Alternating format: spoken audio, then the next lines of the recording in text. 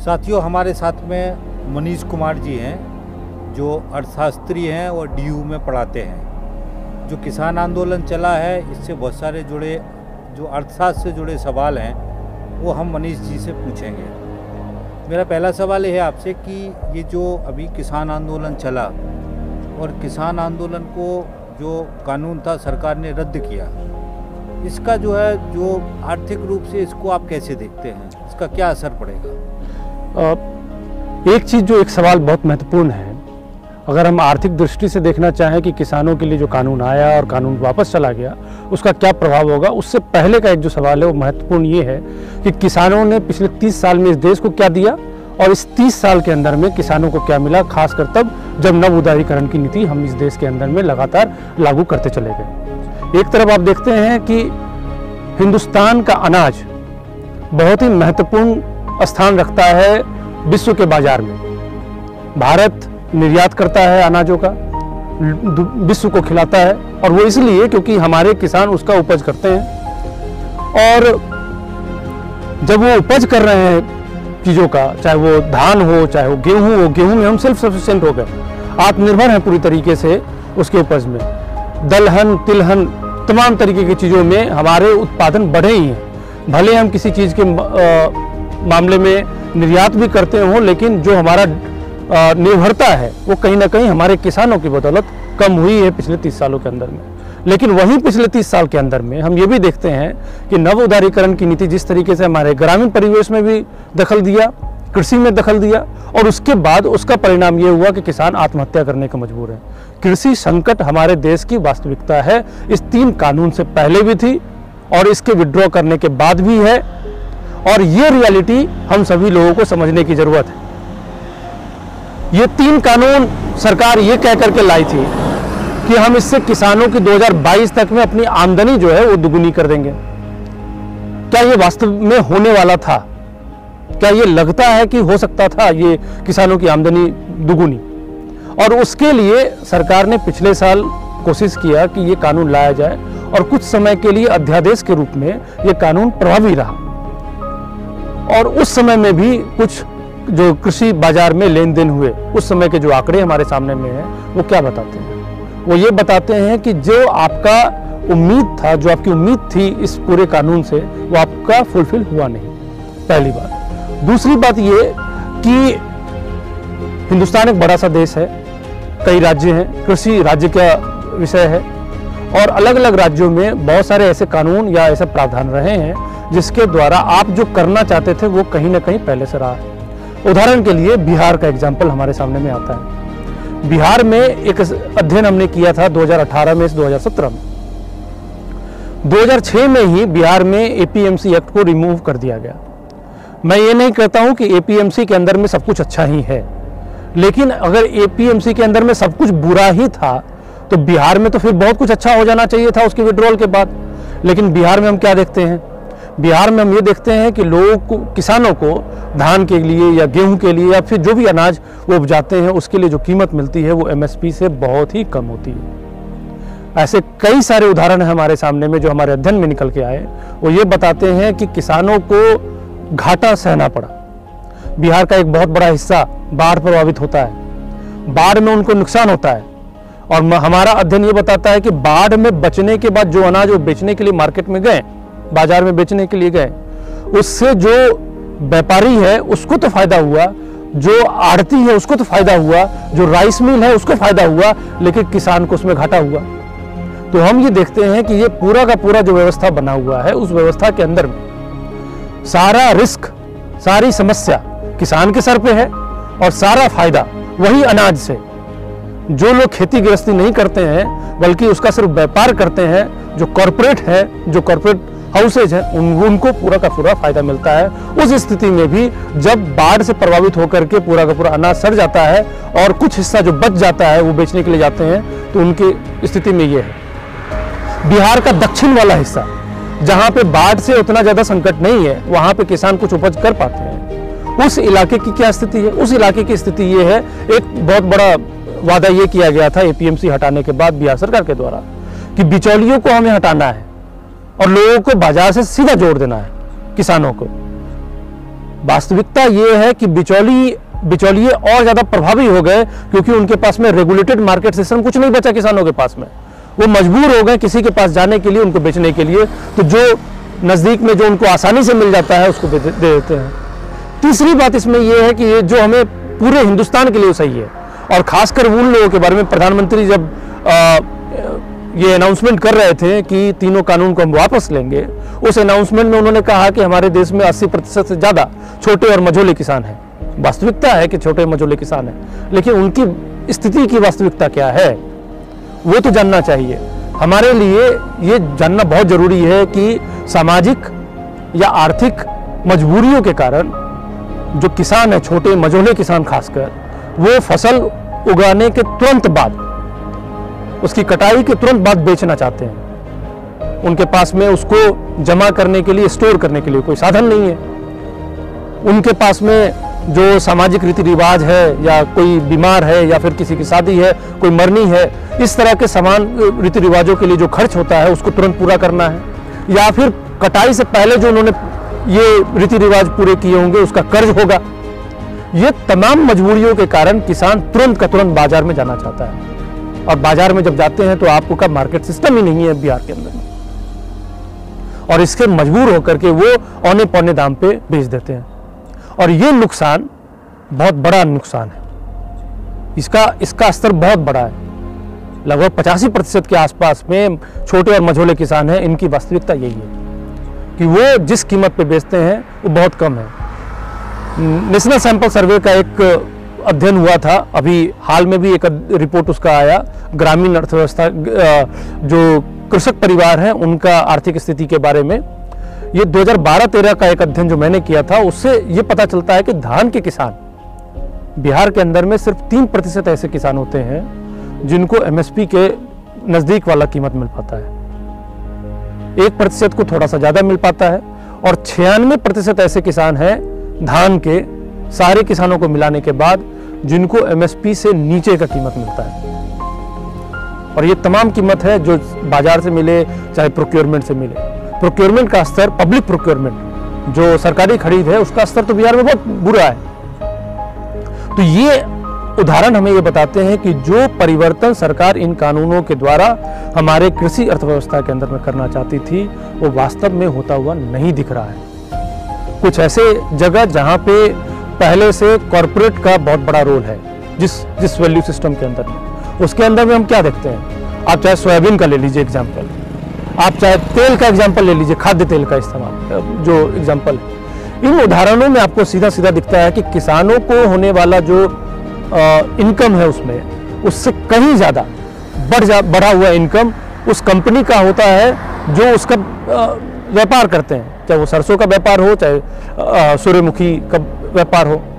वही चीज़ आप देखिए चना के मामले में, सोयाबीन के मामले में, जो कंपनी का अर्निंग होता है वो कहीं ज़्यादा होता है किसानों के अर्निंग से, और किसान बहुत सारे उदाहरण में वो चले जाते हैं घाटे के अंदर में। एक और बात इस कानून के अंदर में, एक और चीज़ था जिसको सरकार प्रमोट करना चाहती थी, वो कॉन्ट्रैक्ट फार्मिंग है। देखिए एक चीज़ और हम लोगों को समझना पड़ेगा कि कॉन्ट्रैक्ट फार्मिंग को लेकर के हमारे देश के अंदर में कानून पहले भी रहे हैं। परिवर्तन जो रहा है वो ये हुआ कि पहले एक मॉडल कॉन्ट्रैक्ट फार्मिंग एक्ट था 2018 का, जो ये कहता था कि राज्यों को एक सुझाव के तौर पे था, वो राज्य उसको अपने असेंबली में पास करके फिर उसके बाद इम्प्लीमेंट करते थे और उसको लागू करते थे। बहुत सारे राज्यों ने उसको कल लागू कर रखा था, जैसे पंजाब एक उदाहरण है आपके लिए, हरियाणा उदाहरण है। तो इन तमाम राज्यों, गुजरात उदाहरण है कॉन्ट्रैक्ट फार्मिंग के मामले में, इन तमाम राज्यों के अंदर में वो कॉन्ट्रैक्ट फार्मिंग एक्ट थे। जो परिवर्तन ये हुआ कि अब पूरे नेशनल लेवल पे, राष्ट्रव्यापी स्तर पे सरकार चाहती थी कि कॉन्ट्रैक्ट फार्मिंग को हम व्यापक तरीके से इम्पोज कर दें और उसमें राज्यों के डिसीजन का कोई स्थान नहीं होगा। लेकिन कॉन्ट्रैक्ट फार्मिंग जहां पे था वहां पे हमारा क्या अनुभव रहा, ये बहुत ही महत्वपूर्ण है इस बात को समझने के लिए कि आखिर सरकार के पास ऐसा कौन सा अनुभव था जिसको आधार बनाते हुए सरकार ने इस पूरे नियम को पूरे देश के लिए लागू करने की सोची। क्या किसानों को फायदा हो रहा था? जवाब है कि छोटे और मझोले किसान पूरी तरह से कॉन्ट्रैक्ट फार्मिंग से बाहर कर दिए जाते थे पंजाब के अंदर में, जब बासमती का कॉन्ट्रैक्ट फार्मिंग हुआ करता था वहां पे। उसके अंदर में छोटे और मझोले किसान उसके पार्टिसिपेट कर ही नहीं पाते थे उसमें, जो इस तरह का कंडीशन होता था। दूसरी बात यह कि बहुत सारे किसान जो उसमें पार्टिसिपेट किए भी, वो उससे बाहर निकलने के लिए कोशिश करते थे। हमने गुजरात में देखा कि किसान बाहर निकलना चाहते थे उससे, और बाहर निकल भी गए, कॉन्ट्रैक्ट खत्म हुआ। हम सेब के व्यापारियों के बारे में एक स्थिति देखते हैं हिमाचल के अंदर में, जहां पे किसान जब बेचने के लिए जाते हैं तो उनको कहते हैं कि जो हमने कॉन्ट्रैक्ट में तय किया था वो उस तरह का सामान नहीं है जो आप बेचने के लिए आए हैं, और इसीलिए वो कीमत नहीं मिलेगी आपको जो कीमत हमने कॉन्ट्रैक्ट में तय किया था। तो कंपनी इस तरीके से अपनी मनमानी करती है। अभी 3-4 महीने पहले जब सेब का बाजार और सेब बेचा जा रहा था किसानों के द्वारा हिमाचल प्रदेश में, उस समय में एक कंपनी ने कीमत कम कर दी, जो उनको खरीद की कीमत उन्होंने कम कर दी। और वो कंपनी करती क्या है? वो कंपनी करती है किसानों से सेब खरीद करके अपने स्टोर में जमा करके, और जब ऑफ सीजन आएगा उस समय में ऊंची कीमत पे बेच करके जो सुपर प्रॉफिट है वो कमाना, जिससे कंज्यूमर को भी ज्यादा पैसा देना पड़ा और किसानों को भी कम मिला।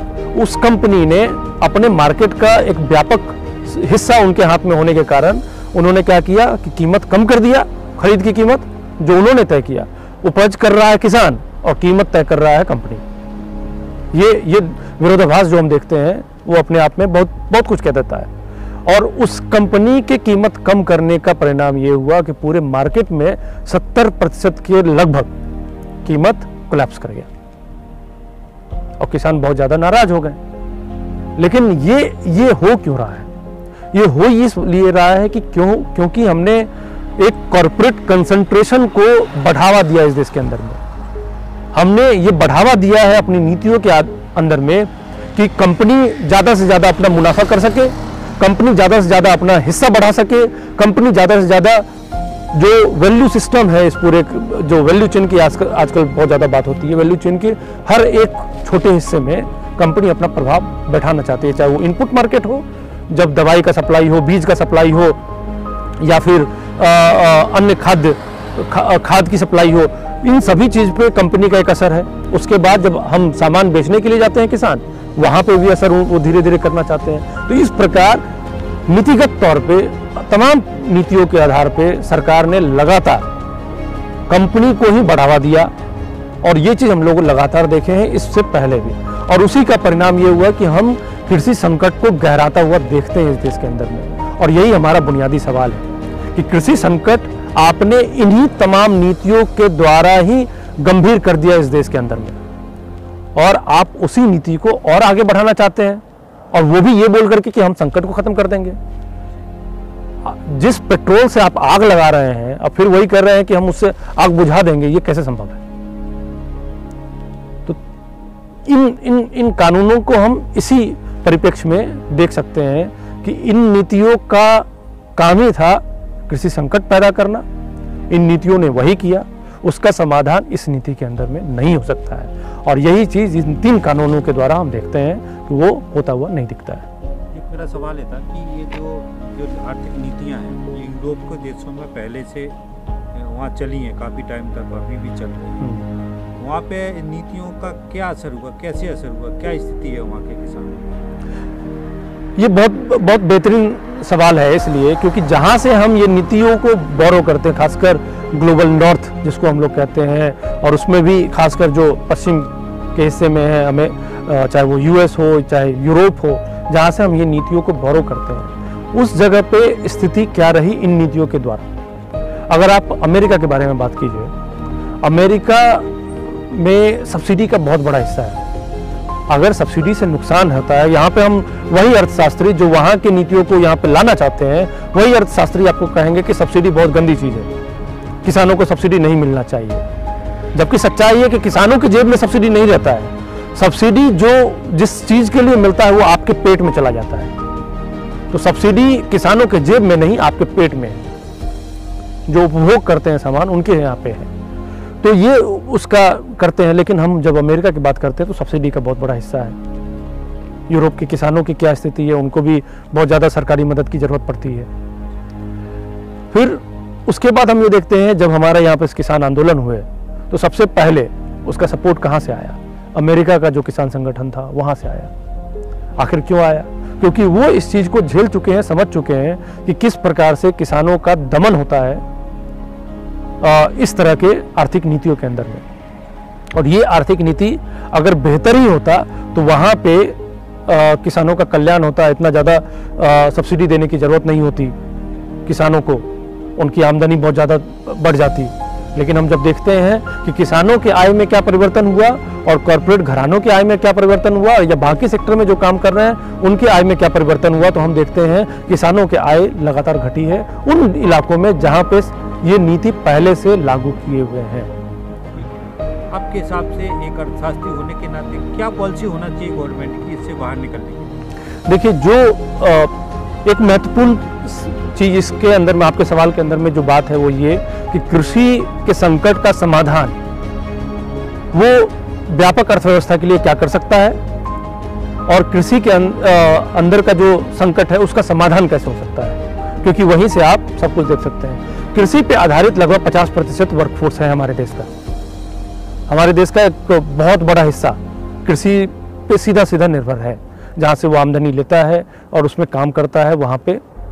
इसीलिए कृषि के अंदर में अगर आमदनी बढ़ती है तो वो जो हमारे देश का डिमांड साइड है, जो आमदनी ये मांग का हिस्सा है, उसको मजबूत करेगा।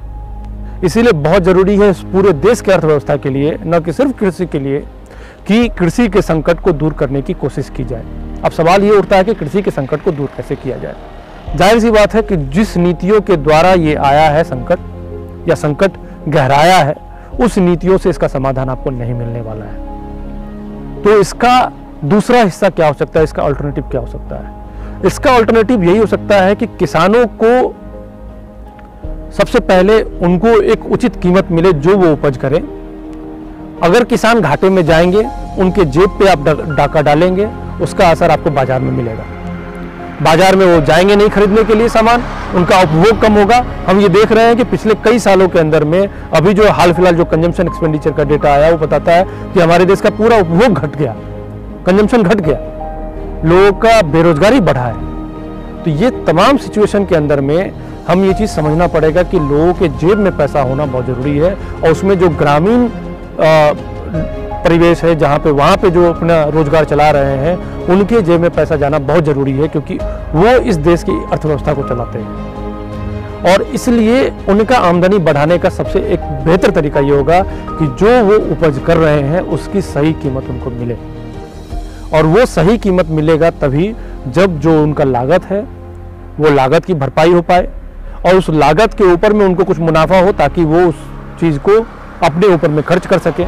उनकी आवश्यकता के ऊपर में भी अगर खर्च करते हैं तो उससे हमारे इकोनॉमी में बहुत बड़ा योगदान हो सकता है। और ये चीज़ के लिए जो मैं समझता हूँ कि जो एमएसपी के बारे में कहा गया है, एमएसपी को भी हम लोगों को देखना चाहिए कि जो आज की तारीख में एमएसपी जिस तरह से तय किया जा रहा है, क्या वो सही है या गलत है। एमएसपी आज की तारीख में जिस तरह से तैयार किया जाता है, A2+ फैमिली लेबर वाला फार्मूला लगा करके 50% उसमें ऐड करते हैं, वो फार्मूला और जो C2 जो किसानों का मांग रहा है कि C2 + 50% होना चाहिए, वो बिल्कुल सही है, क्योंकि उसमें ज़मीन का भी योगदान है, उसमें फैमिली लेबर का योगदान है, बहुत सारे ऐसे खर्च हैं जो आपके जेब से नहीं जाते हैं, लेकिन आप उसमें मेहनत कर रहे हैं तो खर्च हो रहा है। और इन तमाम खर्च का कहीं ना कहीं आमदनी से भरपाई होना चाहिए। और इसीलिए ज़रूरी है कि हम जो व्यापक खर्च है उसको कंसिडरेशन में ले एमएसपी तय करने के लिए। और जब हम मिनिमम सपोर्ट प्राइस तय करें तो हमें इसे ध्यान में रखना चाहिए कि मिनिमम सपोर्ट प्राइस मिनिमम है आज की तारीख में। किसानों की आमदनी एमएसपी से ऊपर होनी चाहिए, मतलब किसानों को जो इनकम मिलता है पर क्विंटल वो एमएसपी के से ज़्यादा होना चाहिए, तभी जाकर के उनके जेब में कुछ पैसा टिकेगा। और जब उनके जेब में पैसा टिकेगा तभी वो जाके खर्च करेंगे, और जब वो खर्च करेंगे तो इकोनॉमी पूरा का पूरा रन करना शुरू करेगा। तो एमएसपी का भी एक सवाल है इसमें। और किसान जो मांग कर रहे हैं कि एमएसपी की गारंटी होनी चाहिए, वो भी बहुत ज़रूरी है। प्रधानमंत्री जी ने ये भी कहा कि जो पॉलिसी था वो इस बात को ध्यान में रख करके किया गया था कि जो छोटे और मझोले किसान हैं उनके लिए बेहतर करेगा। प्रधानमंत्री जी को ये भी बात समझना चाहिए कि छोटे और मझोले किसान आज की तारीख में सबसे ज़्यादा बुरी तरह से प्रभावित हैं। अगर आप देखें कि एमएसपी किनको मिलता है और एमएसपी किनको नहीं मिलता है, आप अगर हाल फिलहाल के जो भी अध्ययन है उसको ध्यान में रख करके देखें तो एमएसपी से वंचित सबसे ज़्यादा जो छोटे और मझोले किसान हैं। इसीलिए अगर किसी भी प्रकार का एमएसपी का गारंटी किया जाता है तो उससे बहुत ज़्यादा फायदा छोटे और मझोले किसान को होगा। तो जो सरकार करना चाहती थी उससे फायदा नहीं होगा, क्योंकि हमने देखा कॉन्ट्रैक्ट में छोटे और मझोले किसान बाहर चले जाते हैं, उनको फायदा नहीं होता है। अगर वो कॉन्ट्रैक्ट में शामिल भी हैं तो एक एक्सप्लॉइटेटिव कंडीशन बनता है जिससे कि उनका नुकसान ही होता है। तो इन तमाम चीज़ों को ध्यान में रख करके जो किसान बात कर रहे हैं वास्तव में वो छोटे और मझोले किसान के फायदे की बात है। इसीलिए एमएसपी वाला एक जो एंगल है वो बहुत हद तक समाधान ला सकता है। उसके बाद अगर एमएसपी की गारंटी है और एमएसपी पे अगर लोगों को ये तय किया जाता है कि एमएसपी मिलेगी, या फिर कुछ राज्यों में अलग अलग इस पर बैठ करके विचार किया जा सकता है कि इसको कैसे लागू किया जाए, वो इसी नीति का एक व्यापक रूप होगा जिस पे अभी चर्चा चल रही है और हम सभी लोगों को उस पर सोचने और समझने की भी ज़रूरत है। लेकिन एक महत्वपूर्ण पक्ष इसमें ये है कि जो किसान हैं उनको अपने सामान बेचने के लिए किसी बिचौलिए की ज़रूरत इसलिए पड़ती है क्योंकि आपका जो किसान के साथ में संबंध है, जो प्रोक्योरमेंट एजेंसी है, वो बहुत ही ख़राब है। जैसे बिहार का हमने उदाहरण लिया, जहाँ पे बिचौलिए अगर हैं, आप जिसको क्रिटिसाइज भी करते हैं, चाहे कमीशन एजेंट हो जाते हैं, चाहे किसी भी तरीके का, वो इसलिए है क्योंकि उनके पास में उनके गांव के स्तर पे व्यापार नहीं मिल रहा है उनको, या बाजार नहीं मिल रहा है उनको। अगर हम इस तरीके से किसानों को जोड़ते हैं ताकि उनके बहुत ही समयबद्ध तरीके से उनका सामान बिक सके, अच्छी कीमत में उनका सामान बिक सके और उसकी खरीद अच्छी हो सके, और इसमें जो सरकार का प्रोक्योरमेंट सिस्टम है वो भी दुरुस्त हो सके।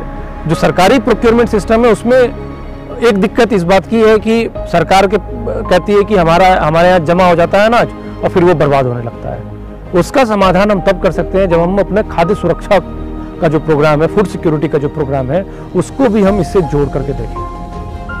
आपका एक तरफ आप प्रोक्योर करेंगे, लोगों से सही कीमत उनको मिलेगा, उनकी आमदनी की बढ़ेगी, उनका मांग करने की क्षमता बढ़ेगी, उससे आपका अर्थव्यवस्था सुधरेगा। वहीं दूसरी ओर अगर आप प्रोक्योर करते हैं और उसको उतना ही अच्छे तरीके से डिस्ट्रीब्यूट करते हैं, लोगों तक पहुंचाते हैं यूनिवर्सल पीडीएस सिस्टम के द्वारा, जैसा पहले हुआ करता था, अगर उस तरीके उसी स्केल पे आप अगर लोगों को पहुंचाते हैं, लोगों का खाद्य का जो समस्या है वो भी समाधान हो सकता है। हम खाद्य सुरक्षा की तरफ और अग्रसर तरीके से बढ़ सकते हैं। तो ये सब कुछ आपस में जुड़े हुए हैं, हम सभी चीज़ों को जोड़ करके देख सकते हैं और ये आपको एक अल्टरनेटिव, एक समाधान इस पूरे संकट का बताता है।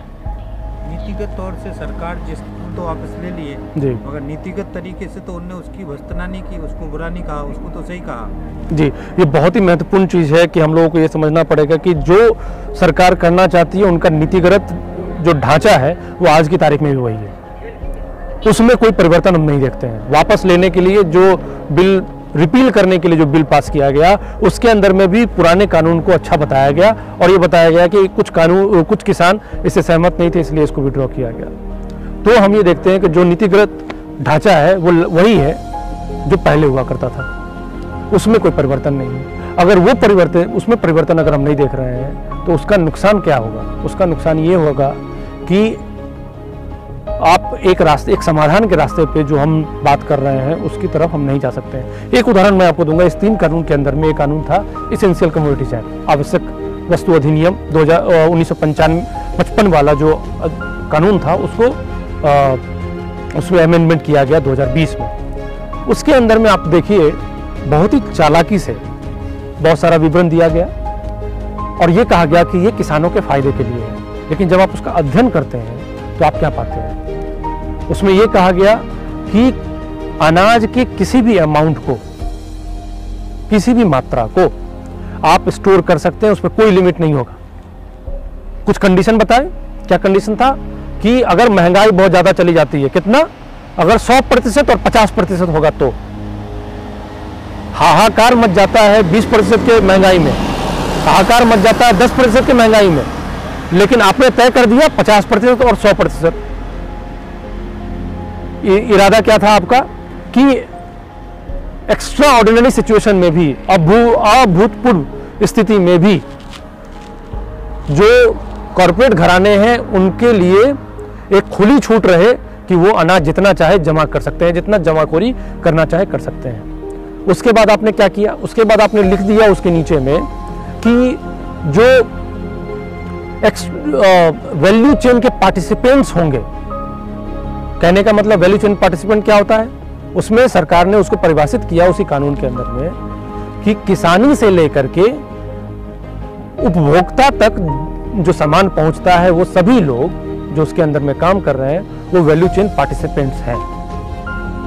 अब अगर वैल्यू चेन पार्टिसिपेंट्स हैं, उसमें छोटे किसान भी हैं, मझोले किसान भी हैं, बड़े किसान भी हैं, उसके अंदर में राइस मिल भी है, उसके अंदर में आपका बहुत बड़ा ट्रेडर भी है, उसके अंदर में बहुत बड़ी कंपनी भी है। अब मैं आपसे सवाल पूछता हूं ये बात कि क्या छोटा किसान जमाखोरी कर सकता है जो अपनी सामाजिक आर्थिक मजबूरियों के कारण कटाई के तुरंत बाद बेचने के लिए मजबूर है? क्या किसान सच में कर सकता है जिसके पास स्टोर करने की क्षमता नहीं है? अगर बारिश हो जाती है कटाई के तुरंत बाद उनका फसल बर्बाद हो जाता है, क्या वो जमाखोरी कर सकते हैं? नहीं कर सकते हैं। तो इस तरीके से आपने सीधा सीधा जो आपका कृषि आधारित अर्थ हिस्सा था इस वैल्यू चेन के अंदर में उसको आपने बाहर कर दिया। स्टोर कौन कर सकता है? जिनके पास बड़ा बड़ा गोदाम है, जिनके पास बड़े बड़े वेयर हाउस हैं, जिनके पास वो कैपिटल है, वो पूंजी है कि वो जमा करने में लगा सके। तो जमाखोरी की क्षमता आपके पूंजी की क्षमता के बराबर है, और पूंजी की क्षमता किसानों के पास होता तो किसानी छोड़ के वो सबसे पहले शहर में आकर के रियल एस्टेट का बिजनेस कर रहे होते, मकान बनाए रहे होते, बड़े बड़े बिल्डिंग। तो वो पूंजी की व्यवस्था को आपने प्रोत्साहन देने के लिए ये किया था, और उसको आपने क्या कहा? उसको आपने कहा कि ये किसानों के फायदा में है। किसानों को फायदा नहीं मिलने वाला था उससे सीधा सीधा वो कॉर्पोरेट हाउसेज को मिलने वाले थे जो अभी अपने अपने गोडाउन बना करके तैयार बैठे हुए हैं कि वो अपना बाजार में आसानी से जो मंडी है, जो रेगुलेटेड मंडी है, उसके बाहर पे में जाकर के एमएसपी से कम कीमत में खरीदेंगे, खरीदने के बाद उसको जमा करेंगे और जमा करने के बाद उसको ऊंची कीमत पे बेचेंगे। जैसा हमने सेब के केस में देखा कि वो कम कीमत पे खरीद रहे हैं और उसको जमा कर रहे हैं, और जमा करने के बाद ऊंची कीमत पे ऑफ सीजन में वो उसको बेच रहे हैं। तो ये पूरा का पूरा जो समय का एक्सप्लॉयटेशन है, खरीदने से लेकर के बेचने के बीच में इतना एक समय है, उसको जमा करने की क्षमता वो कॉर्पोरेट के पास है, वो किसानों के पास में नहीं। तो जिन कानूनों को आप ला रहे थे वो आपके एक नीति के स्ट्रक्चर को, एक ढांचे को दिखाता है जो पूंजी को सपोर्ट करता है, मजदूरी को सपोर्ट नहीं करता है, वो खेती किसानी को सपोर्ट नहीं करता है। और दुर्भाग्य की बात यह है कि जो सॉल्यूशन है इस बात का, उस सॉल्यूशन की तरफ आज का जो नीतिगत ढांचा है वो उस तरफ नहीं जाता हुआ दिख रहा है। और इसीलिए बहुत जरूरी है इस बात को, किसानों के जिस तरह का प्रोटेस्ट हुआ, मुझे लग रहा है कि आज की तारीख में ये एक उम्मीद की किरण है। किसानों का एक बहुत बड़ा मूवमेंट हुआ और उसमें किसानों ने क्या नहीं झेला, गालियां झेला, पत्थर झेला, लाठी झेला, सड़कों पे कील लगा दिया गया, बहुत सारे किसान मर गए, कोई पूछने वाला नहीं था, लोगों को आतंकवादी कह दिया गया। ये तमाम चीज़ों के बाद में वो आज इस मुकाम पे पहुँचे, उनकी जीत हुई और ये स्ट्रगल और भी आगे है। तो मुझे लग रहा है कि नीतिगत परिवर्तन ऐसे ही होने वाला नहीं है ना, उसको करना पड़ेगा। और करने का एक उम्मीद की किरण आज की तारीख में जो किसान का जो मूवमेंट है उससे एक उम्मीद की किरण हमें दिखाई देती है। आपने समझाया कि इस तरीके से नीति बदलेगा तभी इस संकट से बाहर निकलेगा। ये क्या किसान आंदोलन जो किया इसका मैसेज आम जनता में पहुंच पाया? नीतियों के खिलाफ तो मैसेज गया, जैसे किसानों ने सरकार के साथ में अंबानी और अडानी को भी टारगेट किया, तो ये तो मैसेज चला गया कि पूंजीपतियों के पक्ष में सरकार है। मगर क्या किसान ये समझ पाए कि उसको संकट से निकलने के लिए ये करना पड़ेगा उसको? मुझे लगता है कि इसमें और ज़्यादा मेहनत करने की ज़रूरत है। किसान भी सड़क पे उतर करके इसलिए आए जब उनको उनके निजी हमला महसूस हुआ, लेकिन इस देश में ये निजी हमला आज की तारीख से शुरू नहीं हुआ। ये चीज़ मैं लगातार बोल रहा हूँ कि सरकार चाहे कोई भी रही हो, इससे पहले की भी जो सरकार रही वो चुपके चुपके धीरे धीरे इसी नीतियों को प्रोत्साहन देती रही। नव उदारीकरण की नीति को, और उसी के अंदर में कॉन्ट्रैक्ट फार्मिंग का एक्ट आपके पास आया, जो आज की तारीख में भी बहुत सारे ऐसे कानून हैं जो कहीं ना कहीं इन बातों को ही आगे बढ़ा रहा है। तो बात यह है कि किसान को जब महसूस हुआ अपने ऊपर में हमला, तो वो निकल करके आए, और किसान इस देश का बहुत बड़ा हिस्सा है। जब हम बात करते हैं किसानों की, तो किसान एक छोटा सा हिस्सा नहीं है जिसके ऊपर में अगर निजी हमला महसूस हुआ उनको, तो उसका व्यापक स्तर नहीं है। किसानों को जब ये महसूस हुआ, तो मुझे लग रहा है कि एक बहुत बड़े हिस्से तक ये संदेश जा चुका है।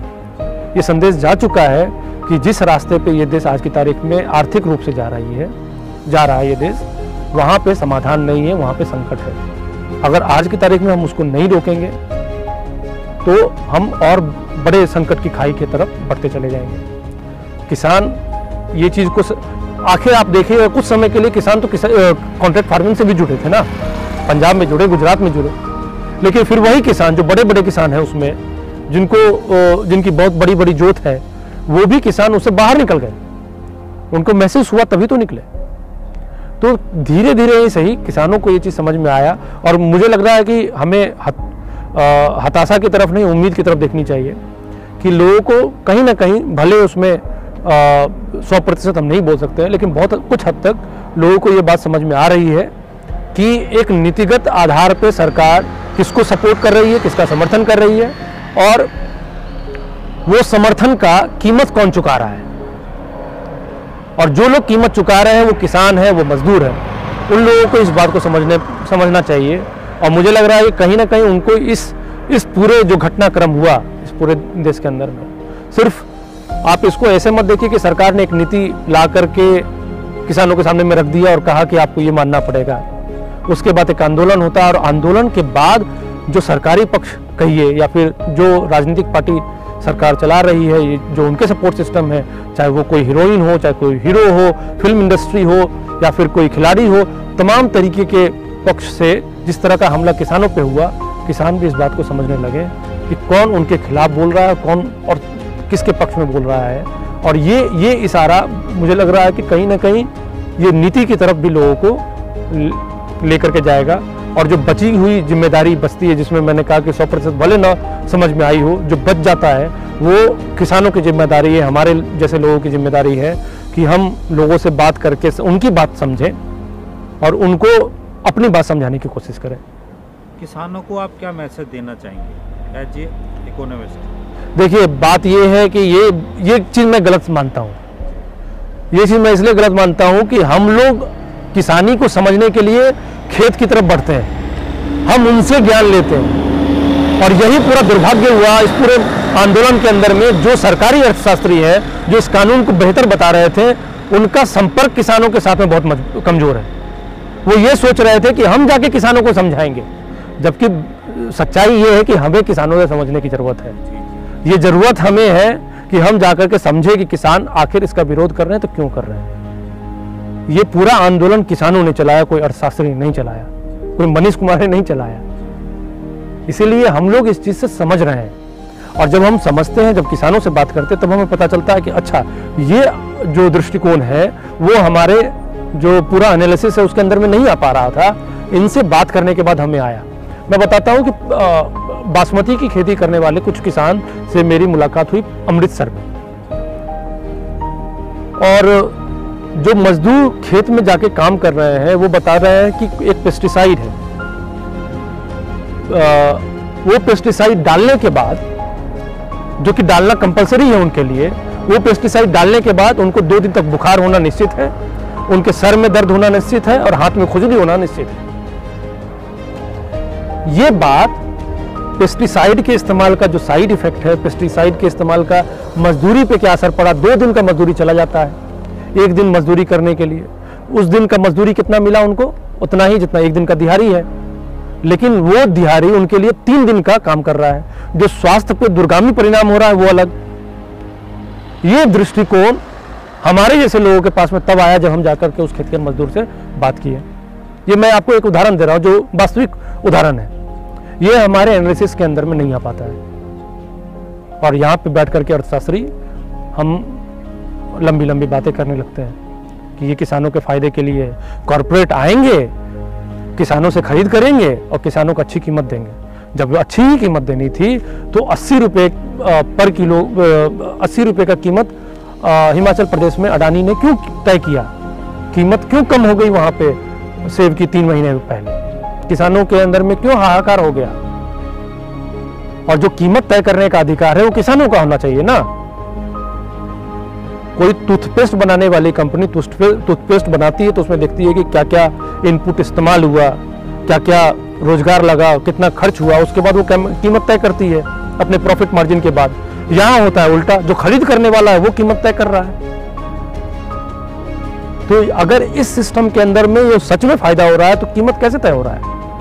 और आपने किसानों को छोड़ दिया उस बाजार के हवाले, बिना कोई कीमत का सिक्योरिटी दिए हुए, कोई सुरक्षा नहीं है कीमत का, और उसमें तय कर रहा है जो जितना बड़ा खरीदार है उतना बड़ा उसका अधिकार बन जाता है कीमत तय करने पे। तो वो क्या अपने फायदा से कभी कंप्रोमाइज करेगा? ये बात हमें तब समझ में आती है जब हम जाके किसानों से बात करते हैं, जब आप जाकर के ग्राउंड रियलिटी देखते हैं। आप ही के राज्य में बहुत सारे किसान जो कॉन्ट्रैक्ट फार्मिंग किए हैं, वो रेगुलेटेड मार्केट सिस्टम से बाहर जाकर व्यापार किए हैं, उनका पैसा लेकर के कंपनी भाग गया और किसान ढूंढते रह गए। ये सारे चीजों को रेगुलेशन कैसे होगा? हमने नियम बना दिया कि एसडीएम सुनवाई करेगा। एसडीएम तब सुनवाई करेगा ना जब वो दोनों पार्टी वहां पे उसके सामने मौजूद हो। और एसडीएम भी जब सुनवाई करने के लिए आएगा, एक तरफ बहुत बड़ी कंपनी है जिसका बहुत बड़ा अधिकार बन जाता है, जो बहुत बड़ा पावर पोजीशन रखता है इस पूरे सिस्टम के अंदर में, एसडीएम किसकी बात सुनेगा? किसान की बात सुनेगा। और एसडीएम छोड़ दीजिए, अगर आप कोर्ट के हवाले भी कर देते हैं डिस्प्यूट का, कई बार हमने देखा है कि कोर्ट के जो निर्णय होते हैं कई बार इस बात से भी निर्देशित होते हैं कि दोनों पक्ष में कौन है। तो इन सभी चीजों को समझने के लिए हमारे तरफ से किसानों की तरफ संदेश जाने की जरूरत नहीं है, बल्कि हम लोगों को जरूरत है कि हम जाकर के उनसे समझें और उनसे जो सीखें वो यहाँ आकर के उसको किताबों में डाल करके या फिर पर्चों में डाल करके या फिर अपने लेखों में डालकर बाकी हिस्सा जो हमारे देश है, जो किसानी खेती को नहीं समझ रहे हैं, वो सिर्फ ऐसे हाई प्रोफाइल लोगों की बात सुन करके समझने की कोशिश करते हैं, जो ज़्यादातर गलतफहमी के शिकार हो जाते हैं। उनकी गलतफहमी हमारी रिस्पॉन्सिबिलिटी बन जाती है कि हम जाकर के उसको दूर कर सकें। अंतिम सवाल है ये कि जो किसानी के बचाने के लिए आपने जो एमएसपी का गारंटी वाला जो ये बात है, ये सबसे महत्वपूर्ण लग रहा है कि इसके बिना खेती बचेगी नहीं। मेरे हिसाब से किसानों को एक अच्छी कीमत मिलनी चाहिए और ये बात निर्धारित करने की आज की तारीख में सबसे ज़्यादा ज़रूरत है। अगर अच्छी कीमत का मतलब ये है कि उनको घाटा न झेलना पड़े। हमारे अध्ययन में ही दिखाता है कि उनको सच में घाटा में जा रहे हैं वो, और छोटे किसान, मझोले किसान ज़्यादा घाटा फेस कर रहे हैं। उनके बहुत सारे जो उनका खर्च होता है वो आप अपने जो सरकारी हिसाब किताब है उसमें जोड़ते भी नहीं है, उसके बावजूद वो घाटे में जा रहे हैं और ये वास्तविकता है। इसीलिए आज की तारीख में जो सबसे पहली चीज़ गारंटी करने की ज़रूरत है वो ये है कि किसान घाटे में ना जाए, उनको एक अच्छी कीमत मिले। और अच्छी कीमत का मतलब स्वामीनाथन आयोग ने बहुत डिटेल में समझा दिया कि उसका मतलब क्या है। C2 + 50% C2 का वो उनका कीमत तय होना चाहिए, वो उनकी कीमत मिलनी चाहिए। अब उसको आप तय कीजिए कैसे मिलना चाहिए। ये सबसे महत्वपूर्ण चीज़ है आज की तारीख में, और उनकी आमदनी बढ़ेगी, वो देश के लिए नुकसान नहीं, देश के लिए बहुत बड़ा फायदा का सौदा हो सकता है। और ये चीज़ पूरे नीति निर्धारक जो हैं आज की तारीख में, जो पॉलिसी मेकर्स हैं, जो पॉलिसी बनाने वाले लोग हैं, जो सरकार में बैठे हुए लोग हैं, उनको इस बात को समझना चाहिए। उनको राजनीतिक रूप से भी बहुत ज़्यादा फायदा पहुँचा सकता है ये चीज़। तो इन तमाम चीज़ों को वो देखें, समझें और उसके बाद एक निर्णय लें जो देश के फायदे में हो। और देश का फ़ायदा और किसान का फ़ायदा दोनों एक चीज़ है। ये चीज़ हमारा आखिरी और मूलभूत बात है। अगर इस चीज़ को हम समझ जाएं तो बाकी सारी चीज़ें हम समझ जाएंगे।